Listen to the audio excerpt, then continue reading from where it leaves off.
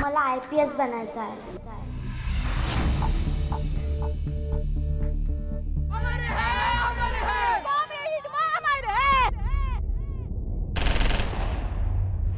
मला कलेक्टर बनायचं आहे.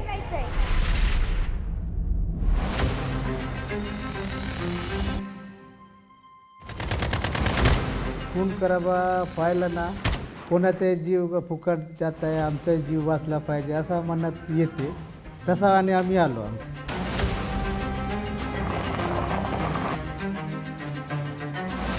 नया जन्म जैसा हुआ, जैसा हम लोग को शांति से अभी सुखी में अभी जी रहा हूँ सर।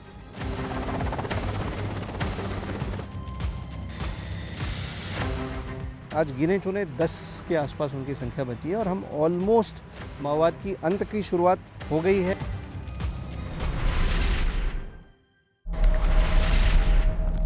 गडचिरोलीतलं हे जंगल माओवाद्यांचा बालेकिल्ला राहील.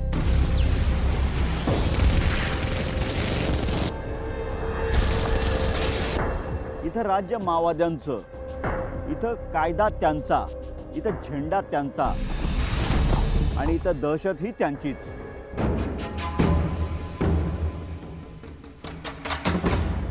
ही आहे माओवादी आणि पोलिसांच्या संघर्षाची रणभूमी.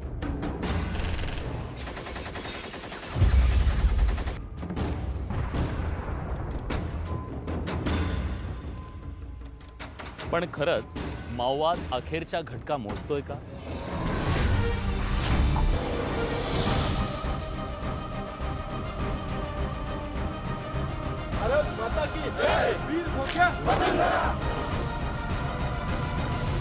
मी जाणून घेणार आहे गडचिरोलीचा वर्तमान.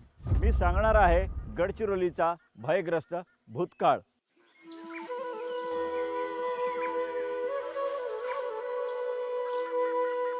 जल, जंगल, जमिनीच्या हक्काची लढाई म्हणत माओवादी चळवळीतल्या नेत्यांनी इथल्या आदिवासी तरुणांच्या हातात बंदुका दिल्या. सशस्त्र क्रांतीच्या बळावर सत्ता मिळवण्याचं स्वप्न दाखवलं गेलं. जमीनदार आणि ठेकेदारांच्या अत्याचारानं पीडित साध्या भोळ्या आदिवासींची आधी माओवाद्यांनी सहानुभूती मिळवली आणि त्यांच्या पाठिंब्यावर दंडकारण्यात प्रति सरकार स्थापन केलं.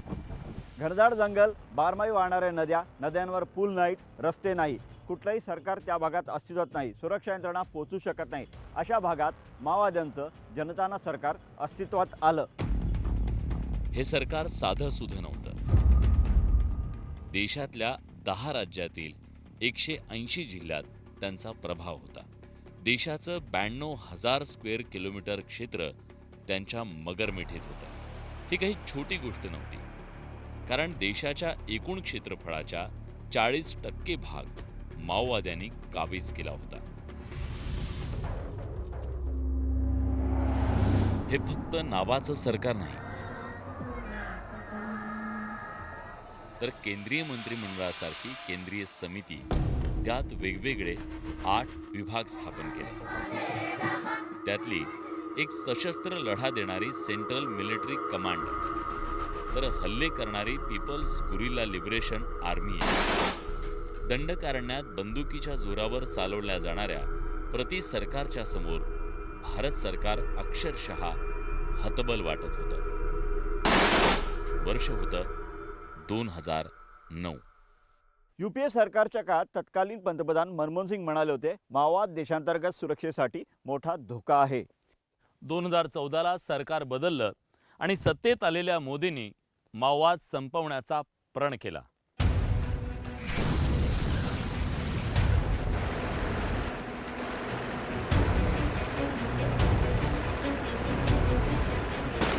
तेरा 14 पासून जे केंद्र सरकार आहे, केंद्र सरकारची जी स्ट्रॅटेजी आहे की माओवादी हे इंटरस्टेट बॉर्डर्सचा फायदा घेत होतं.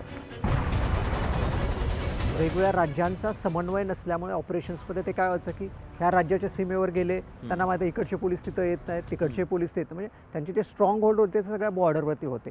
त्यामुळे सर्वप्रथम सेंट्रल गव्हर्नमेंटनी इंटरस्टेट ऑपरेशन्सवर जोरदार भर दिला. याच रणनीतीनुसार टार्गेट ठरलं. टार्गेट होतं छत्तीसगडच्या सीमेवरचं अबुझमाड. अबुझमाड म्हणजे अज्ञात डोंगर, जिथं रस्ते संपतात, जिथली अनेक गावं आजही गुगल मॅपवर सोडा सरकारी नकाशावर सुद्धा नाहीयेत. अतिशय दुर्गम भाग, घनदाट जंगल, उंच डोंगर, त्यांना छेदणाऱ्या खोल नद्या.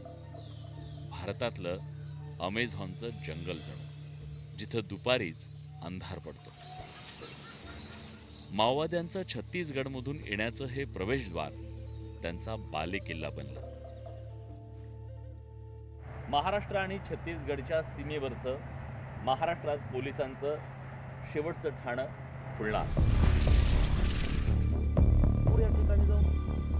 या परिसरामध्ये कधीतरी पोलीस, वर्षातनं 2 वर्षातनं कधीतरी पोलीस इथे यायचे.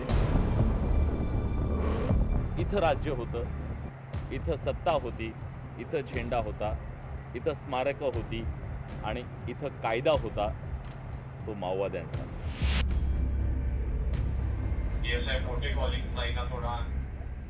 या एरियामध्ये, याच गावामध्ये 2016मध्ये आमचे C60चे जवानांचे किडनॅप करून त्यांची हत्या करण्यात आले होते. आणि या वर्षात फरवरीमध्ये आमचे शूरवीर C60चे बहादूर कमांडे महेश नागुलवार यांना वीरमरण प्राप्त झालं होतं. या एरियामध्ये चकमक झाली होती. 3 महिन्यापूर्वी 27 ऑगस्टला याच एरियामध्ये कंपनी नंबर 10 सोबत झालेल्या चकमकमध्ये 4 जहाळ माओवाद्यांना ठार मारण्यामध्ये गडचिरोली पोलिसांना यश प्राप्त झालं होतं.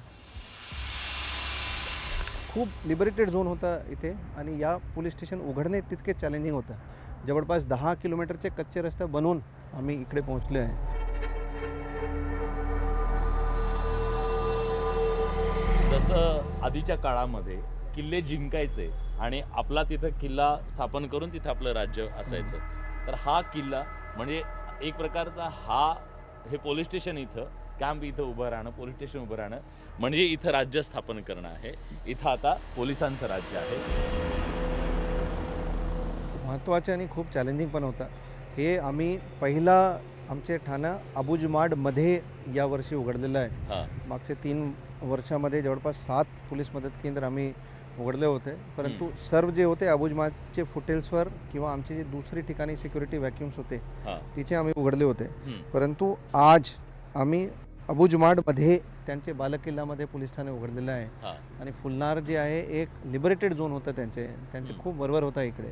आणि आमचे जे शेवटचे पोलीस स्टेशन आहे या मार्गावर ते 20 किलोमीटर लांबीवर भामरागड पोलीस स्टेशन आहे. आणि जंगल एरियामध्ये 20 किलोमीटर खूप लांब डिस्टन्स आहे.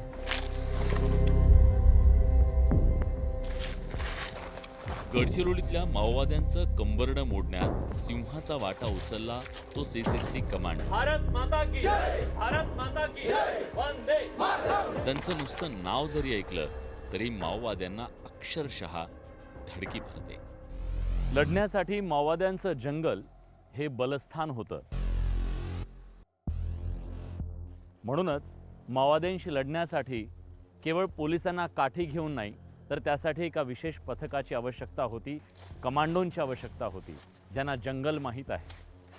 म्हणूनच 90च्या दशकात C60 कमांडोची स्थापना करण्यात आली आणि या कमांडोंच्या माध्यमातून एक अशी फोर्स तयार करण्यात आली जी गुरिल्ला वॉर लढू शकते. ज्यांना गडचिरोलीचं जंगल माहिती आहे, जंगलातल्या वाटा माहिती आहेत, इथं लढणं माहिती आहे. म्हणूनच स्थानिक आदिवासी तरुणांना या 60 कमांडोमध्ये भरती करण्यात आलं आणि त्याचा परिणाम असा झाला की इथल्या माओवाद्यांचं कंबरडं मोडण्यात C60 कमांडोंना मोठं यश आलं. तळहातावर आपला प्राण घेऊन या जंगलामध्ये या मातीचं आणि आपल्या देशाचं रक्षण करणाऱ्या या 660 कमांडोंनी मोठा इतिहास घडवलाय.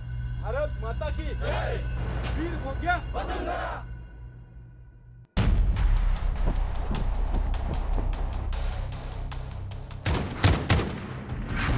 आपल्या जवानांनी बंदुकीनं माओवाद्यांचा मुकाबला तर केलाच, पण स्थानिक आदिवासी बांधवांना मदतीचा हातही दिला. हातात बंदुका घेतलेल्या जवानांनी आदिवासींना मारलेल्या या प्रेमळ मिठीनं माओवाद्यांची मगर मिठी मात्र ढिली होत गेली. आपली जी पोलीस जाता खिडकी आहे ही राष्ट्रीय स्तरावर नावाजलेली स्कीम आहे, ज्याच्यामध्ये आपण पोलीस स्टेशनच्या माध्यमातून केंद्र आणि राज्य सरकारच्या सगळ्या स्कीम्स राबवल्या. कारण आपला रीच होता, तिथं आपण डीपमध्ये पोहोचलो होतो, आपल्या जवानांची संख्या जास्त आहे. तर बेसिक ज्या गोष्टी आहेत जसं आधार कार्ड बनवणं, कास्ट सर्टिफिकेट बनवणं, जनधन बँक अकाउंट बनवणं, ज्याच्या माध्यमातून लोकांना डायरेक्ट फंड ट्रान्सफर झाले. त्यामुळं एका म्हणजे इंटिरियरमधल्या व्यक्तीला जर 7 आणि 8 हजार जर डायरेक्ट कॅश अकाउंटमध्ये महिन्याला आलं तर त्यासाठी ती खूप मोठी सम होती. विश्वास निर्माण झाला की शासन आपल्यासाठी आहे. कारण माओवादी काय सांगतात, तुमच्यापर्यंत येतच नाही, तुम्हाला लुटलं जात आहे, आमचं शासन तुमच्यापेक्षा बेटर आहे. तर आपल्याला हे आपल्या कृतीतून प्रूव्ह करावं लागलं की हे शासन तुमच्यासाठी आहे, हे तुमचं हे आहे. तर या सर्वांचा परिपाक म्हणून आपण माओवाद कंट्रोल करू शकलो.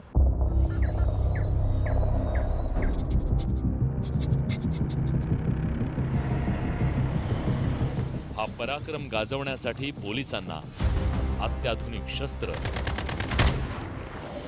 वाहतुकीची सुरक्षित अद्ययावत साधनं मिळाली आणि राजकीय पाठबळ. गडचिरोली हा खूप मोठा जिल्हा आहे, म्हणजे एका नागालँडसारख्या छोट्या राज्या इतकं क्षेत्रफळ या जिल्ह्याचं आहे. त्यामुळे पोलिसांना एका ठिकाणाहून दुसऱ्या ठिकाणी किंवा जिल्हा मुख्यालयापासून शेवटच्या बॉर्डरपर्यंत जाण्यासाठी खूप वेळ लागतो. रस्त्यांची कनेक्टिव्हिटी नाही आहे. 2 हेलिकॉप्टर आता या पोलिसांच्या मुवमेंटसाठी गडचिरोली पोलिसांकडे आहेत.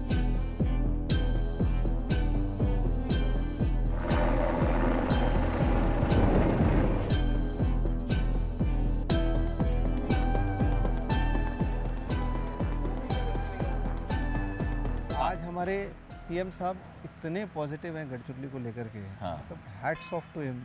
मतलब हमने कैंप खोले, हमने रोड बनाए, मोबाइल टावर बनाए. सर ने उस वहाँ आप जाएंगे झंडा दिखा करके बस शुरू किया और बस में बैठ करके आए. जो पूरा आईडी प्रोन एरिया रहता था वो बस में बैठ करके सर गाँवकरियों के साथ. तो जो माओवाद की रीढ़ की हड्डी टूटने में राज्य सरकार की जो सपोर्ट चाहिए और सीएम सर की जो पर्सनल सपोर्ट चाहिए वो हमें मिलता आ रहा है. और उसी से मोटिवेटेड होकर के आज हम यहाँ पहुँच गए कि 1 जनवरी 2024 को हमारे पास 100 सशस्त्र माओवादी शिल्लक थे. आज गिने चुने 10 के आसपास उनकी संख्या बची है और हम ऑलमोस्ट माओवाद की अंत की शुरुआत हो गई है, ऐसे बोलने में हरकत नहीं.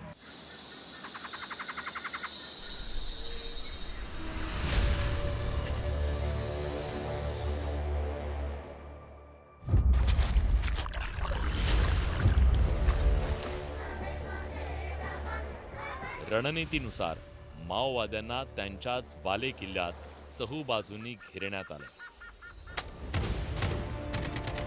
त्यामुळे आता त्यांच्या पुढे 2च पर्याय उरले, एक तर मृत्यू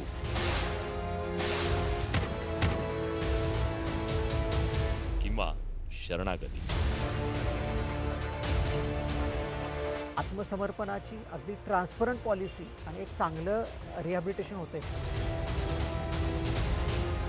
त्यामुळे आपल्या इकडे ज्या प्रमाणात लोक सरेंडर झालेत, म्हणजे 250च्या आसपास लोक सरेंडर झाले, तर त्यामध्ये आता भूपतीसारखा कॅडर आहे, गिरीधर जो सर्वात लोकल कमांडर होता, स्ट्रॉंग, त्याचा पुकार होता. असे मोठे कमांडर आपल्याकडे का सरेंडर झाले, कारण आपले एक ट्रान्सपरंट पॉलिसी होती. त्यांना विश्वास होता की आपण गडचिरोलीमध्ये गेला तर आपल्याला योग्य न्याय मिळणार आणि योग्य आपल्या आत्मसमर्पण होणार.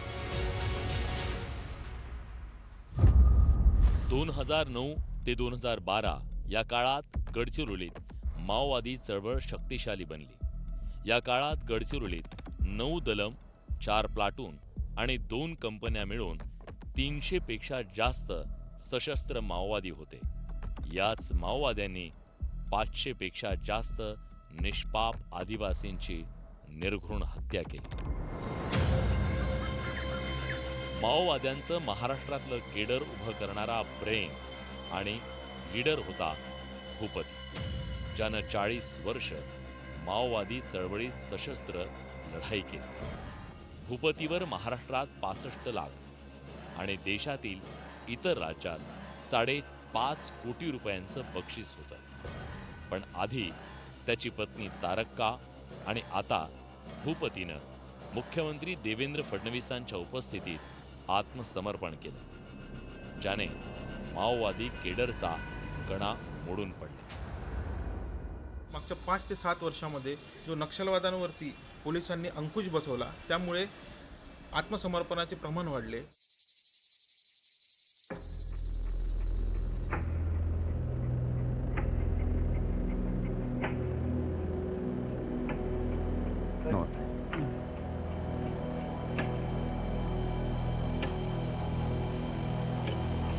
पहले उधर रहते समय हम डर डर के रहते थे. आले तर बरं आहे, नाही तर तिकडे राहिले असते आतापर्यंत मेले असते मला. कधी काळी क्रांतीसाठी म्हणून शस्त्र हाती घेतलेल्या या तरुण तरुणींचा बड्या माओवादी नेत्यांमुळे अक्षरशः भ्रमनिरास झाला. पहले से डिसीजन लिया सर, ये संघर्ष आगे तक नहीं जा सकता. माओवाद्यांच्या कथनी आणि करणीतला खरा चेहरा जसजसा समोर येऊ लागला, हक्क अधिकारसाठी आपण लढाई करतो म्हणून सांगत होते, तर हो म्हणून आम्ही गेलो. आम्ही आता एवढे लोक आहो ना, टार्गेट भरलं, टार्गेटमध्येच आहो आम्ही सगळे. तसतसे लढणाऱ्या अनेकांचे डोळे खाडकन उघडले. हम लोग को अभी जैसा नया जन्म जैसा हुआ, जैसा हम लोग को शांति से अभी सुखी में अभी जी रहा है. कुंसारीच्या प्रकल्पात नव्यानं आयुष्य सुरू करणाऱ्या या आत्मसमर्पित माओवाद्याची प्रत्येकाची एक कहाणी आहे. काही जणांनी आकर्षणापोटी बंदूक हातात घेतली होती. मेरे से पहले एक को हमारे गांव की एक लड़की गई थी, पहली रिक्रूट हो लड़की, वो ड्रेस पहन के बंदूक को पकड़ के आई, बहुत अच्छा दिखने लगी ड्रेस पर बंदूक पकड़ के. फिर मैं वो पहले देखा भी नहीं था, उसी समय देखा एक ही बार. यहाँ तारका को बताया मैं आता करके, वो मना की, बहुत मना की, लेकिन मेरा खुशी था जाने के लिए. तर काही जणांना जबरदस्तीनं माओवादी बनवलं गेलं.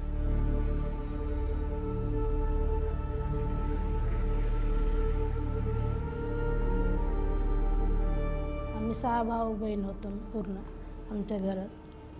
तेव्हा नाही का एवढे जण राहता, तुम्ही शाळा शिकता, पण तुम्हाला का इकडे दल्लामध्ये यायच्या इच्छा आहे का नाही, तर तुम्ही का पोलीसवर भरती व्हायचं आहे का तुम्हाला, म्हणणं असं म्हणत होते आम्हाला. तर मग एक जण आलेच पाहिजे म्हटले. तर मग माझे बाबा वगैरे काहीच नाही बोलले, एक जण कोणीतरी जा म्हटले, मग मी गेली. गावात जात नव्हतो मी, आम्ही तेव्हा इकडे आल्यावर नाही का गावात गेलं तरी 1-2 घंटा थांबून पुन्हा परत येत होतो. आता भीती, एवढ्या गावाकडे जातो म्हणलं तरी भीती नाही. लड़ाई आगे तक ले नहीं सकेगा और जीत भी नहीं सकेगा.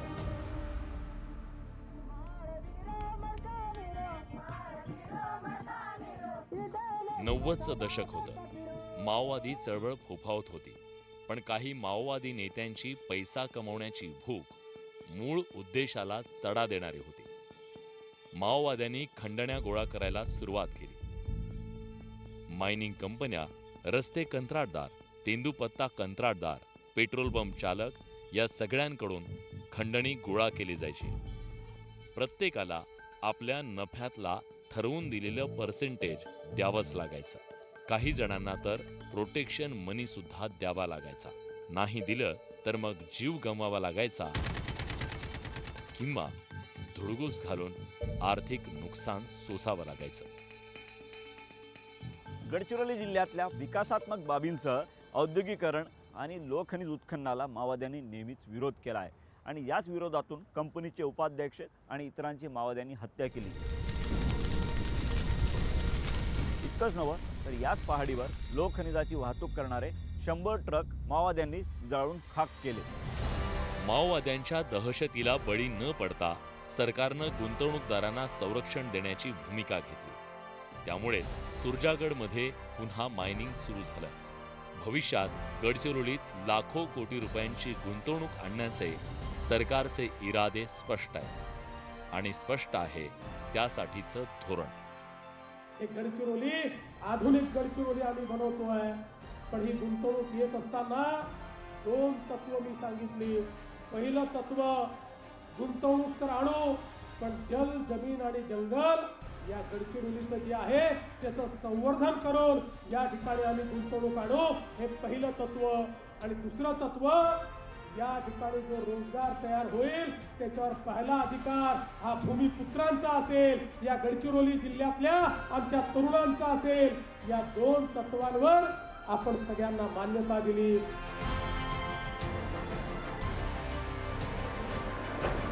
आता या जिल्ह्यात अनेक मोठे उद्योग गुंतवणूक करत आहेत. हजारो कोटींची गुंतवणूक या जिल्ह्यात येते. मायनिंग सुरू झालंय, औद्योगिकरण सुरू झालंय आणि त्यातून उभे राहिलेत हजारो लोकांचे रोजगार.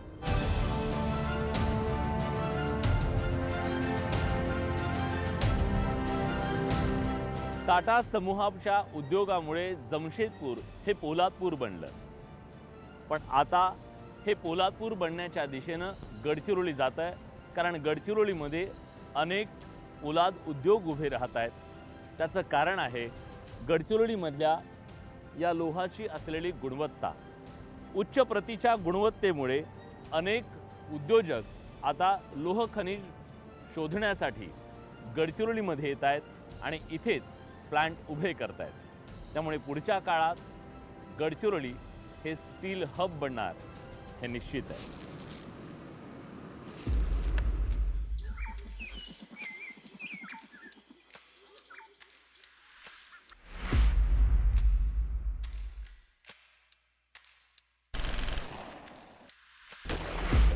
ज्या हातात बंदुका दिल्या गेल्या त्या हातात आज स्वाभिमानाचं जगणार आहे. जंगलातलं पालापाचोळ्याचं आयुष्य आता झाडासारखं उभं राहतंय आणि त्याला पालवीही फुटतीये.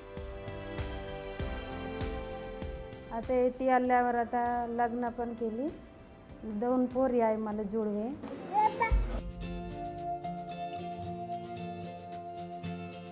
तिकडे काही लग्न झालं तरी पोरं बरं ठेवायला नाही दे. ऑपरेशन केले होते पण इथे आल्यावर ऑपरेशन खोललं. 2 पोरं, 1 पोरगी आणि 1 पोरगा आहे. मुलंबाळ होऊ देत नाही. ऑपरेशन करून टाकलं, नसाबंदी करतो.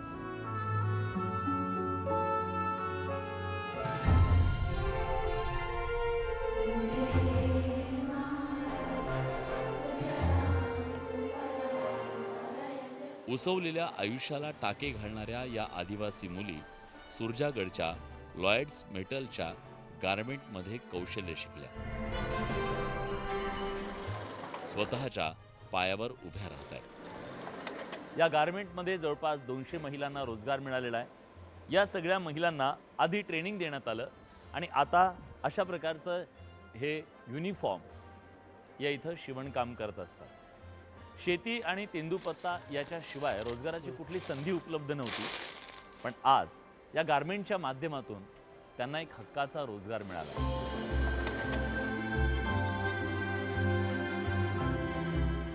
पहिले आम्ही असंच घरी शेतीचे काम करत होतो. मग असंच कंपनी चालू झाल्यानंतर काही वर्षानंतर आम्हाला माहीत झालं की नाही आपलं इथं गारमेंट हे आपलं ट्रेनिंग सेंटर चालू आहे.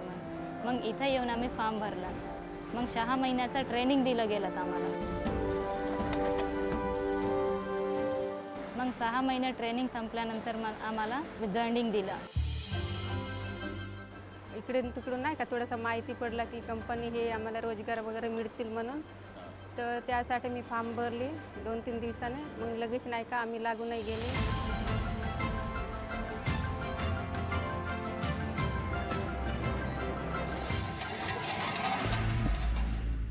गडचिरोली जिल्ह्यात अनेक अशी गावं आहेत ज्यांचा पावसाळ्यात संपर्क तुटलेला असायचा.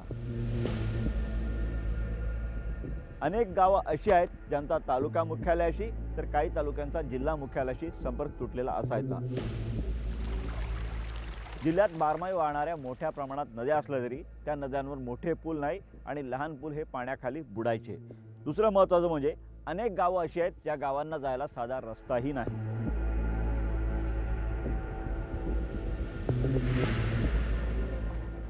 माओवादी आणि पोलिसांच्या संघर्षामध्ये हजारो लोकांचे प्राण गेले, पण माणसं मरून हा प्रश्न सुटणार नव्हता, माओवाद संपणार नव्हता. त्यासाठी गरजेचं होतं इथल्या माणसांचे प्रश्न ॲड्रेस करणं. गाँव में जो लाइट नहीं है सर, शुरू से नहीं है जी सर. आप लोग राशन कहाँ से लाते हैं? कंट्रोल ओरछा से जा रहे हैं सर. कितना दूर आता है? 25 किलोमीटर.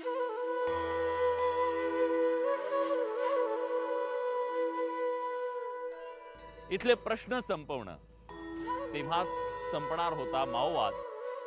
आणि म्हणूनच हवा होता विकास. आज विकासाचा हाच मुद्दा माओवादावरती खऱ्या अर्थानं बुलडोजर ठरतो. RCPLW प्रोजेक्ट जो आहे म्हणजे road construction in LW areas, त्याच्यामुळं जे इंटरस्टेट रोड्स होते, इंटरस्टेट ब्रिजेस होते आणि विथिन जिल्हा जे रोड्स होते, ज्याच्यामुळं जो हा भाग जो कनेक्टेड नव्हता, त्यामुळे तिथं मागासवर्गीय बॅकवर्डनेस होता, प्रशासन पोहोचू शकत नव्हतं. यामध्ये आमूलाग्र बदल आला.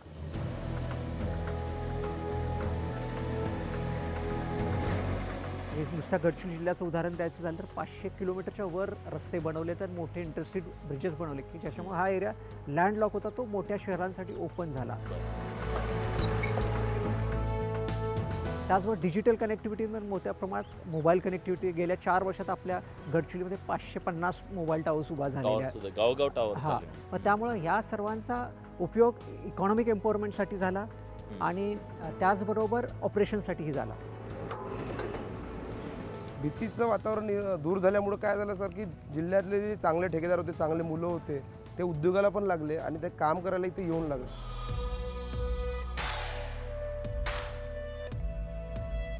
बऱ्याच गोष्टी आता जर दळणवळणासाठी पण सुविधा झालेल्या आहेत. आपल्या गाड्या व्यवस्थित येऊ शकतात आताच्या परिस्थितीत. आधी असं काय होत नव्हतं.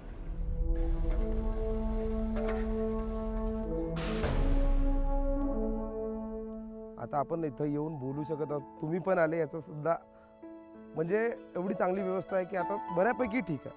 आता लागली आहेत मार्गी की आता कुठे ना कुठं आम्हाला पण विश्वास आहे की आमचा जिल्हा सुद्धा परिवर्तनाच्या मार्गावर आहे.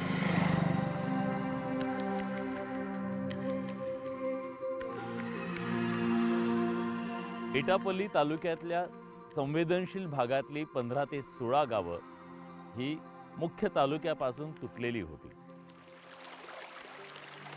कारण या नदीनं त्यांची वाट अडवून धरली होती. गरज होती एका पुलाची. हा पूल अखेर उभा राहिला आणि ही सगळी संवेदनशील भागातली गावं तालुक्याशी जोडली गेली.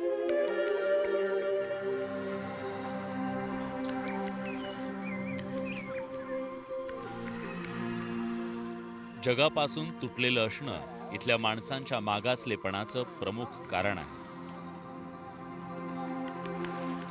जंगलातून, ओढ्या, नदी नाल्यातून वाट काढत यांच्या पिढ्या खपल्या.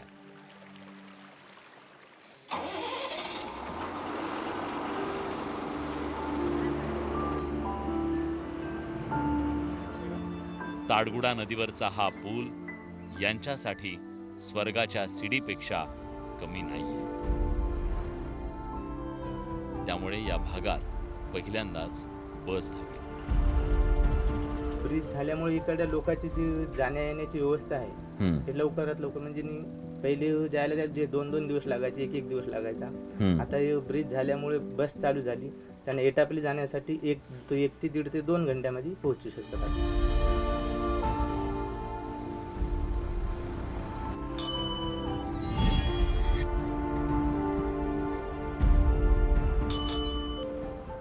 आपला भारत देश 2014 साली मंगळाच्या कक्षेत पोहोचला. चंद्रावर पोहोचायला 2024 उजाडलं. पण गडचिरोली जिल्ह्यातल्या एटापल्ली तालुक्यातल्या या सीमावर्ती भागात, जो अतिशय संवेदनशील असा भाग, या भागात एक बस पोहोचायला 78 वर्ष लागली. आता बस येत आहे म्हणून आम्हाला चांगला सुविधा झाला, नाहीतर गर्दी एवढा गठ्ठा जायला, दवाखाना जायला परेशान होत होता. ಮೊನ್ನೆ ಮೊಯ್ತಾರೆ ಆತಿರು ಮತ್ತೆ ಮುನ್ನೆ ಬಗ ಮತ್ತಂಗೆ ಗಾಡಿ ಗೋಳಂಗಿಲ್ಲ ಸೈಕಲ್ ನಮ್ಮದು ಬೋಂದು ಮನ್ ಸೈಕಲ್ ಇಲ್ಲಿ kira mandu mure kazur gadam poyana gadam pusaka indana amui tera mure to malat mari ko bala matre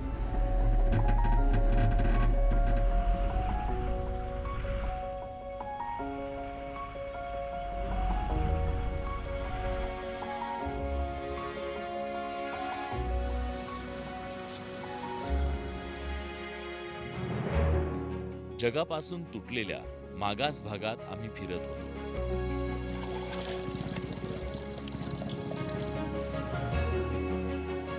Aheri तालुक्यातल्या कमलापूरचा हा परिसर कधी काळी माओवाद्यांचा गड होता.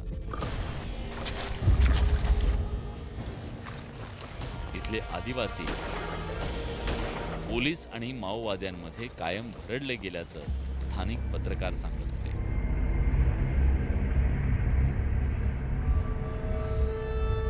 या भागात नक्षलवाद्यांचा आता तर तेवढा प्रभाव नाही आहे, परंतु काही वर्षापूर्वी होता तो प्रभाव. यामध्ये नक्षलवादी जर गावात बॅनर टाकले त्याच्यामध्ये गावातल्या लोकांना पोलिसांकडून टार्गेट आणि नक्षलवादी जर गावात आले आणि त्यांना जेवण दिला किंवा त्यांना काही मदत केले, बंदुकीच्या धाकेवर ते लोक मदत करतात बिचारे, नाही का. त्रास देणे, त्याच्यावर गुन्हा दाखल करणे, कोर्ट कचेरी लावणे, हा प्रश्न म्हणजे दोन्ही मध्यात अडकित्यासारख्या सापडलेल्या यासारखी परिस्थिती त्यांच्यामध्ये होती लोकांमध्ये. आज ती राहिलेली नाही. गावात पोहोचलो तेव्हा गाव जुनं पण विकासाच्या नव्या नव्या खुणा दिसत होत्या.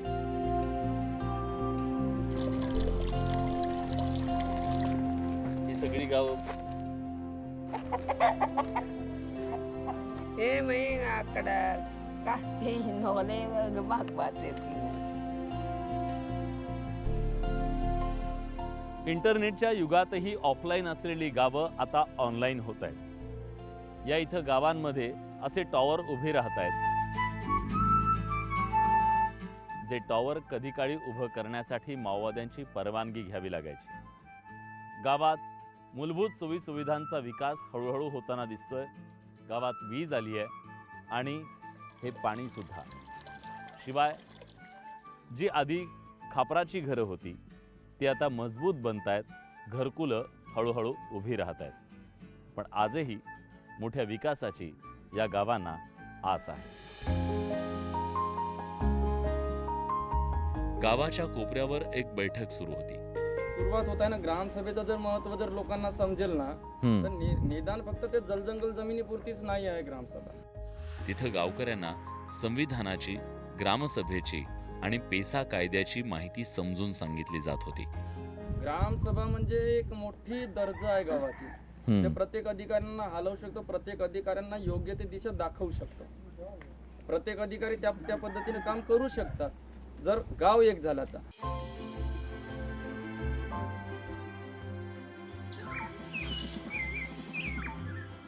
वन विभागाचे अधिकारी जंगलाच्या सीमा त्यांना आखून देत होते, ज्या सीमेत आजवर त्यांनाच यायला बंदी होती. आमचा गडचिरोली एकदम लास्ट टोकावर पहिली गोष्ट. दुसरी गोष्ट आमच्यावर भरपूर अत्याचार झाला आहे. आम्ही आदिवासी आहोत, वननिवासी आहोत. आम्हाला गाव, फक्त गाव माहित आहे, त्याच्या पलीकडचं आपल्याला माहित नाही. म्हणजे समोरची दुनिया काय आहे काय नाही. आम्ही कारण त्या जंगलावर अवलंबून आहोत आणि आपल्या घरावर अवलंबून आहोत. निसर्गानं मुक्त हस्तानं उधळण केलेला अहेरी तालुक्यातला कमलापूर परिसर.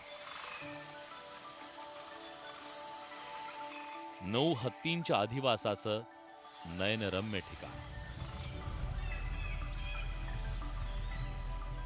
कुणीही प्रेमात पडावं अशी ही वनसंपदा.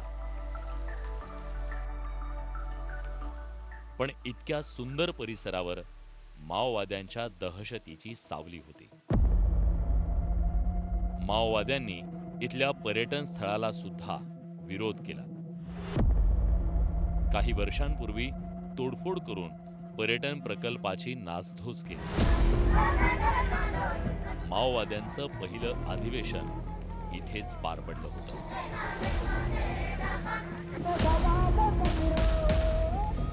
पण आता परिस्थिती बदललीय. जसजशी माओवाद्यांची दहशत मोडून पडतीये, तसतशी अनेकांना रोजगार आणि गडचिरोलीच्या वैभवात भर घालणाऱ्या या हत्ती कॅम्पच्या विकासासाठी पावलं उचलली जातात.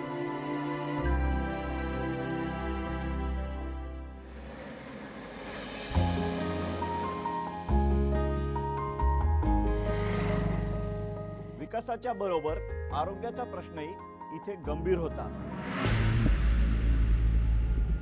या भागातल्या महाराष्ट्राच्या शेवटच्या टोकावरच्या सिरोंचाच्या जनतेला उपचारासाठी कधी 250 किलोमीटर अंतरावरच्या हैदराबाद, कधी 200 किलोमीटर अंतरावरच्या चंद्रपूर गडचिरोलीसह 100 किलोमीटरवरच्या अहेरीला जावं लागायचं.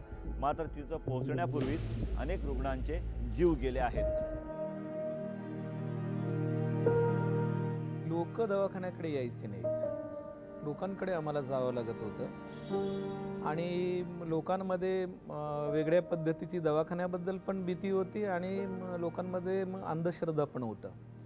अंधश्रद्धा असा आहे की ते म्हणजे एखादा माणूस डॉक्टर आहे हे पण समजून घ्यायला तयार नव्हते, पण त्यांच्यासाठी पुजारी हा म्हणजे मोठा डॉक्टर किंवा मोठा म्हणजे आरोग्यातल्या व्यवस्थेमधला एक मोठा माणूस आहे असं समज होती त्यांमध्ये. जिल्ह्याच्या ठिकाणी असावं असं हे हॉस्पिटल अतिशय दुर्गम आणि संवेदनशील भागात उभं करण्यात आलं. म्हणणं आहे की आपण इथे येऊन मायनिंग करायची ही माझी इच्छा, म्हणजे मायनिंगच करायचं असं नाही, इथला पैसा इथल्या लोकांच्या सेवेसाठी आपण उपयोग केला पाहिजे. हॉस्पिटलमध्ये कितीही खर्च येऊ, कितीही मोठी मशीन लागो, पेशंटकडून एकही रुपया चार्ज केला जाणार नाही. इथे आम्ही पेशंटला आणि त्यांच्या रिलेटिव्हला फूडपासून तर जर पेशंट व्हेंटिलेटरवर गेला त्याच्यासाठी सुद्धा कोणताही चार्ज नाही. हमने जब से हॉस्पिटल में होने वाली डिलीवरीज़ के जो भी प्रॉफिट्स हैं, जो भी बेनिफिट्स हैं, वो लोगों को जब से बताए हैं और इसका प्रचार प्रसार किया है, तो हमारी जो इंस्टीट्यूशनल डिलीवरीज़ जिन्हें बोलते हैं, जो अस्पताल में डिलीवरीज़ होती हैं, उसकी मात्रा काफ़ी बढ़ गई है. जैसे देखा जाए पिछले 1 से 1.5 साल में हमारे 300 का जो अंक है वो पूरा किया गया है. अभी हाल ही में 300 डिलीवरीज़ यहाँ पे हुई हैं, जिसमें सीज़र और नॉर्मल डिलीवरीज़ ये सारी इंक्लूडेड हैं. डॉक्टर कन्ना मडावी हे माडिया समाजातले पहिले डॉक्टर आहेत, ज्यांनी आजवर हजारो रुग्णांचे प्राण वाचवले. आपल्या माणसांसाठी आपली उभी हयात आपल्याच गावात घालणाऱ्या डॉक्टर कन्ना मडावी यांनी अहेरीत हॉस्पिटल उभं राहावं यासाठी प्रयत्नांची पराकाष्ठा केली. त्यातूनच हे महिला बाल रुग्णालय अहेरीत उभं राहिलंय. अच्छी सुविधा हुई है. पहले से तो 100 गुना अच्छा हुआ कि पहले लेडीज भी बहुत ऐसी रास्ते में पहुंचती भी नहीं थी दवाखाने, तो रास्ते में डिलीवरी होकर इंसान मर जाता था. मेरे सामने आंखों की बात है, मेरी लड़की जब हुई थी, एक लेडीज आया था रास्ते में, भामरागढ़ से चल के आया था, तो गाड़ी नहीं पहुंच पाया, खड्डे बहुत थे, रास्ता ख़राब था, उसकी हत्या हो गई थी, मर गई थी वो. अभी क्या बहुत अच्छा लगा, कोई दुख रहे कोई सुख रहे, एक नंबर काम होता है. ही उभं जरी वास्तू असली तरी इथे आपल्याला स्पेशलिस्ट डॉक्टरांची अतिशय गरज आहे. जसं आपलं मेडिसिन असणारं म्हणजे मेडिसिनसाठी MD डॉक्टरची गरज आहे. हे सगळे उपलब्ध जर झाले तर माझं म्हणजे अपेक्षितलं सर्विस इथे आपण म्हणजे शासनाद्वारे उपलब्ध करू शकू याच्या आनंदापेक्षा दुसरा आनंद मला नाही होणार.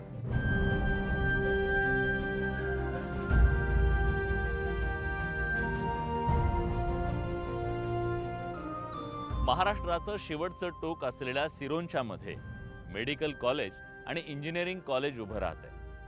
जवळपास 1400 कोटींची गुंतवणूक या सिरोंचामध्ये आली आहे, जिथं कधीच कुणी यायला सुद्धा तयार नव्हतं. एक प्रकारे राणा शिपिंग आणि रुबी हॉस्पिटलच्या माध्यमातून झालेली ही आरोग्य क्रांती ठरू शकते. एवढंच नाही तर इथल्या 3 राज्याच्या सीमावर्ती भागासाठी हे एक मैलाचा दगड ठरेल यात शंका नाही. मल्टी स्पेशालिटी रुग्णालय रुबी यासारखं या ठिकाणी उभारण्याचा मी निर्णय घेतला. यासोबतच येथील मुलांना डॉक्टर बनवता यावं, इंजिनियर बनता यावं, सोबतच येथे वेगवेगळे व्यावसायिक अभ्यासक्रमांमध्ये येथील मुलांना संधी मिळावी हा हेतू लक्षात ठेवून येथे मेडिकल कॉलेज, इंजिनिअरिंग कॉलेज आणि इतर अभ्यासक्रम अशी हे प्रायव्हेट युनिव्हर्सिटी या ठिकाणी उभारण्याचा मी निर्णय घेतलेला आहे. गेली 4.5 दशकं गडचिरोली बदनाम झालं, दुर्लक्षित राहिलं, मागास राहिलं.